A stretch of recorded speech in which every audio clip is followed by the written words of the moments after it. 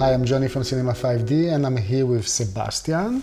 Sebastian is in charge on a project that's called Apertus, which was successfully funded in Indiegogo. And what I would like to know is, where are we now? Where are we going to get the open source camera? Yeah, where is it? But first, what is an open source camera? So the idea of open source is basically that we share everything. With the community? With everyone, basically. Okay. The community is the kind of crowd interested in it, but we publish the blueprints, the schematics, the source code, and everything you would basically need to build and adapt and modify the camera freely on the internet. Even how much it actually costs you to do stuff, am I right? Yes. Everything is visible on your website? Yes. There's kind of a guide for people to actually want to build the camera themselves, and how many things they need and what tools they need. And of course it's not kind of something you would want to do in your garage, but in theory it's possible.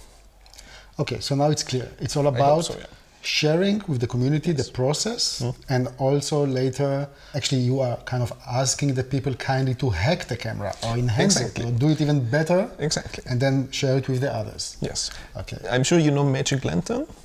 Of course. Yeah, and we kind of try to be Magic Lantern without Canon.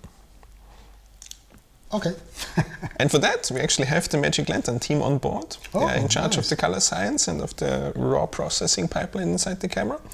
And for us in the beginning, when we approached them, it wasn't clear if they would actually be interested in a project like us, because the entire challenge of cracking open the firmware and disassembling the source code doesn't apply. There is no disassembling, you can just download the source code. And so the camera name was Axiom. Yes. And where are we now in terms of design and specifications?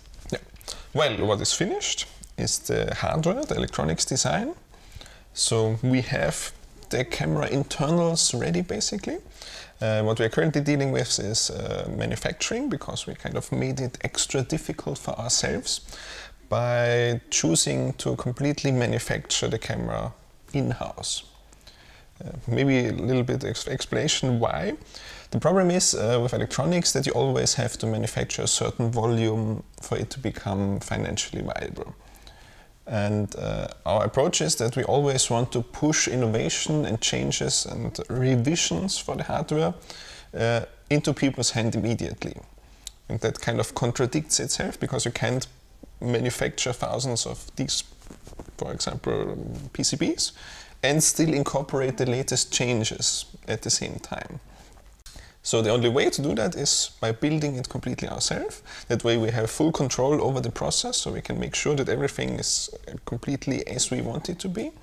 And we can immediately roll changes and innovations into the product. So the camera shipping in 2 weeks basically could already be slightly newer than the camera shipping 2 weeks ago. That's the kind of idea.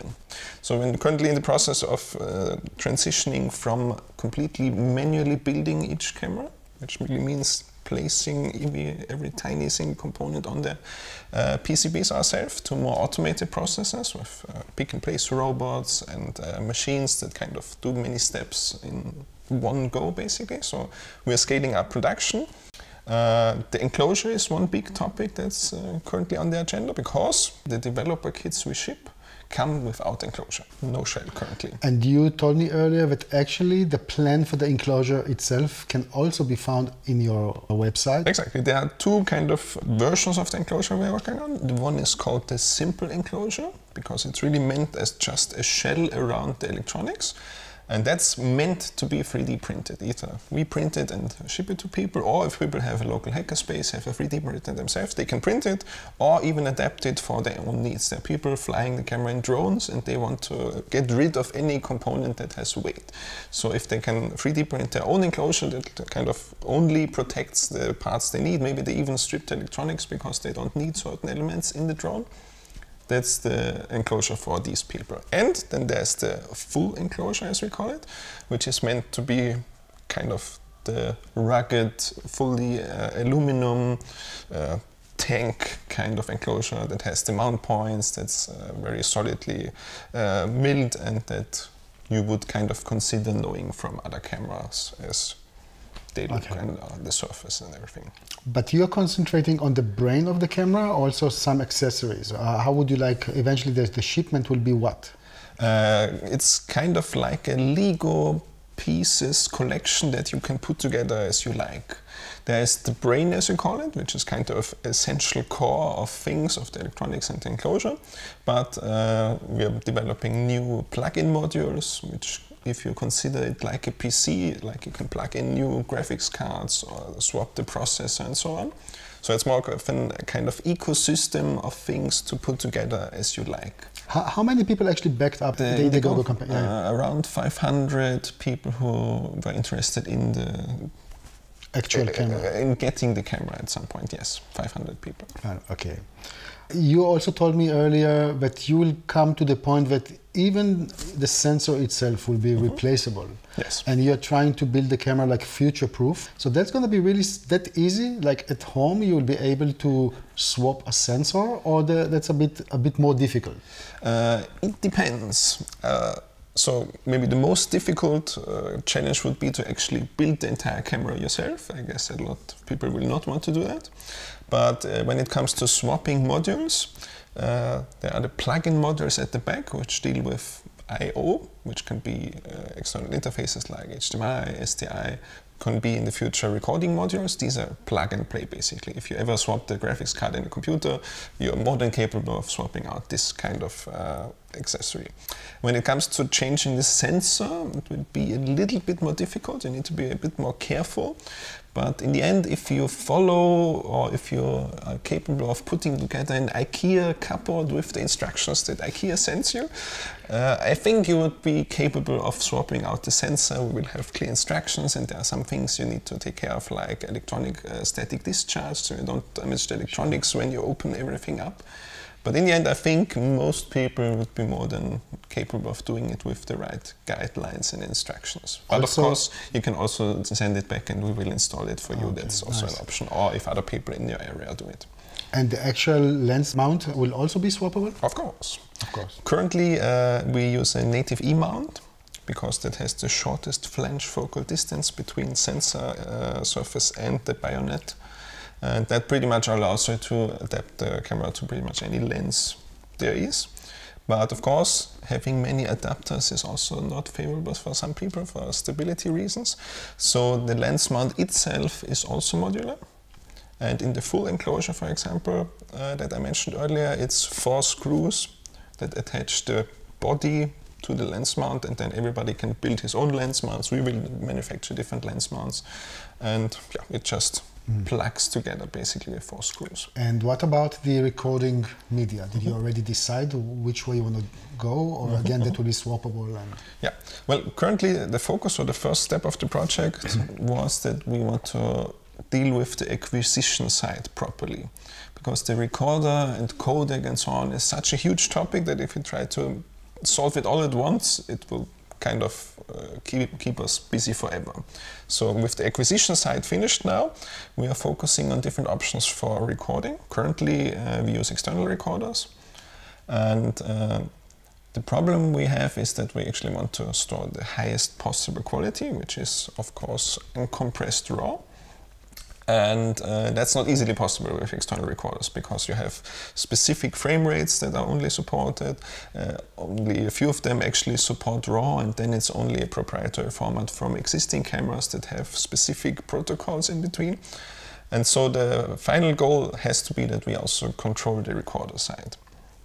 And currently the approach, or one of the approaches, is a USB-free module that you plug into the camera at the back.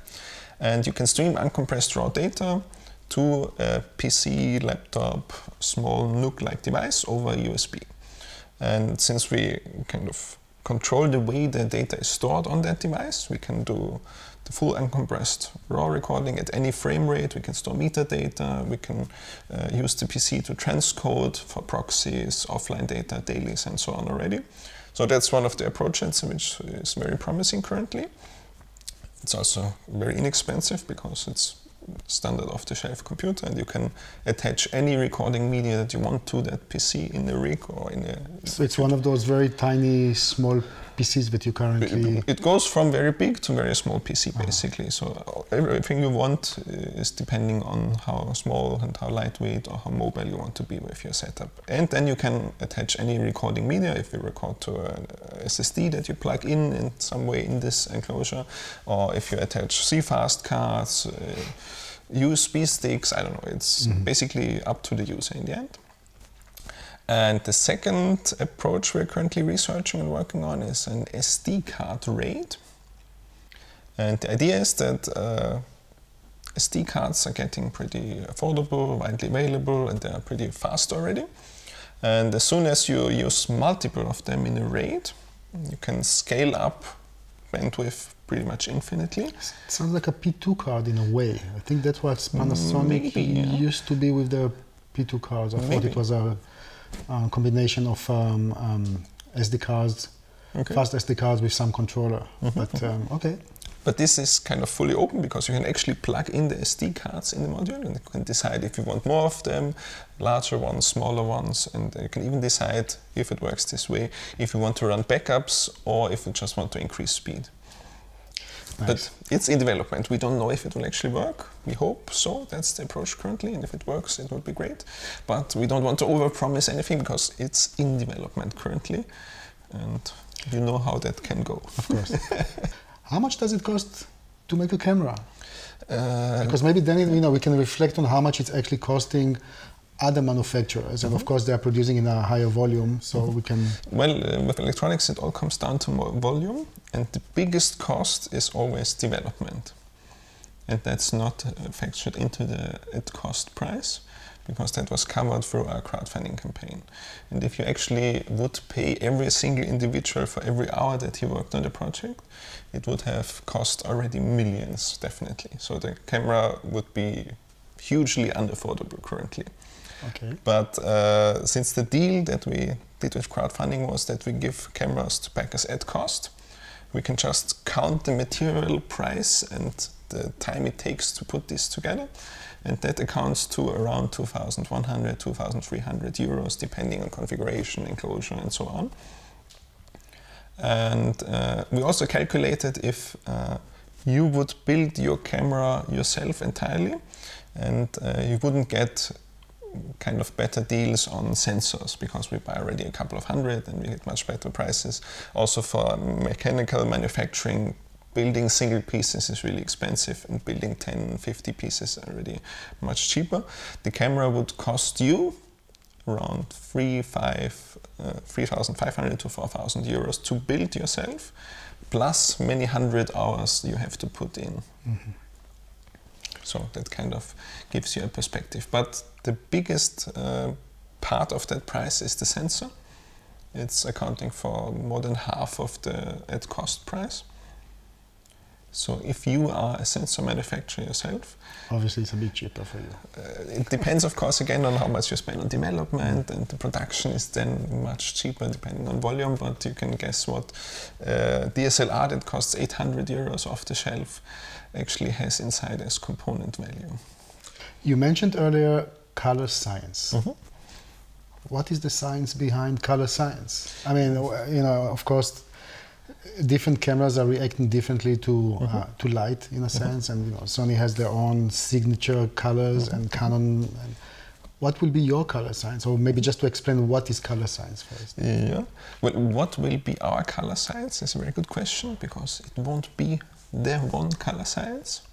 I think Roberto Schaefer put it quite nicely, that the Axiom could be the first camera where you can change stock with the press of a button. Because color science happens on so many levels inside the camera.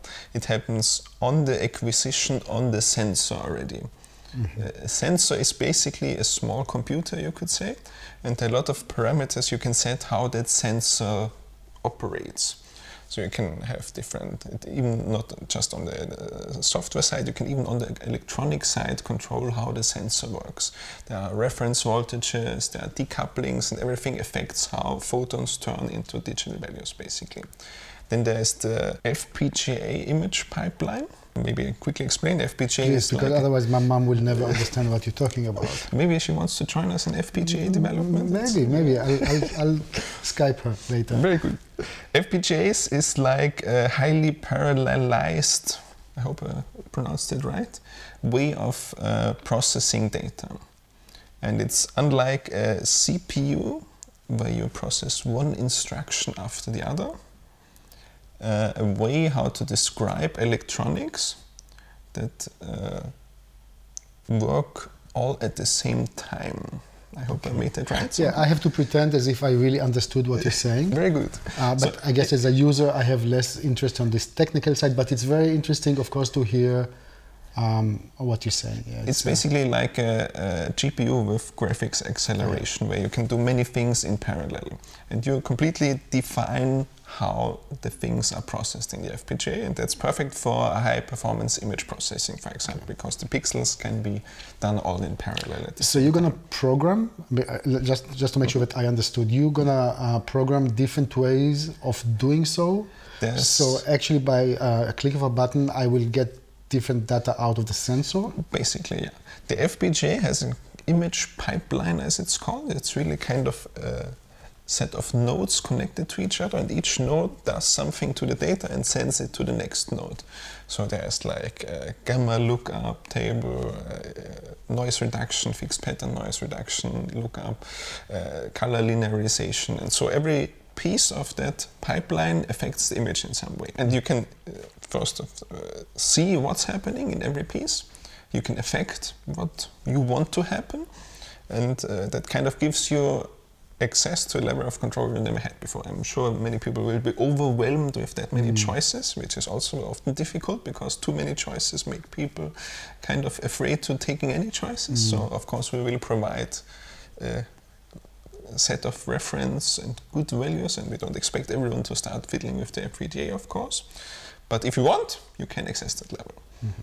So we have acquisition on the sensor, we have the FPGA, and then we have the way how the footage is stored.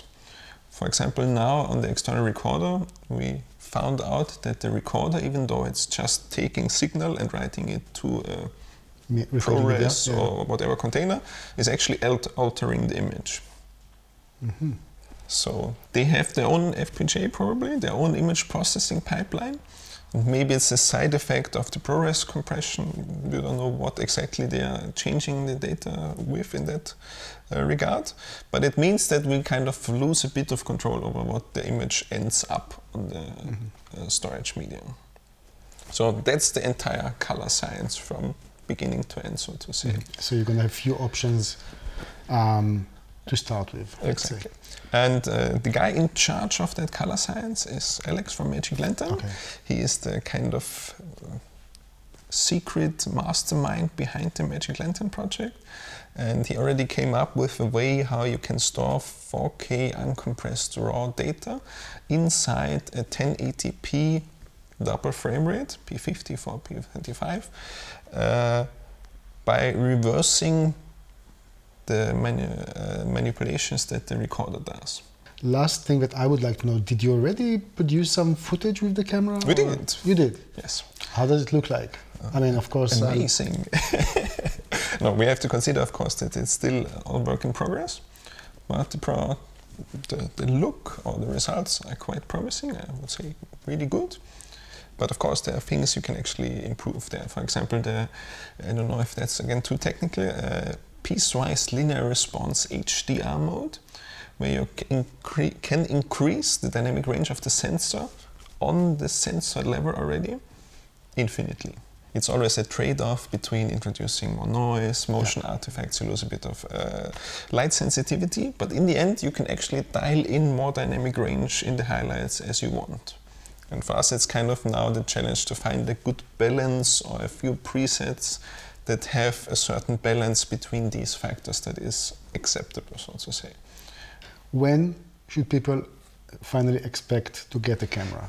That's a hard topic because we're really bad with delivery dates, I think.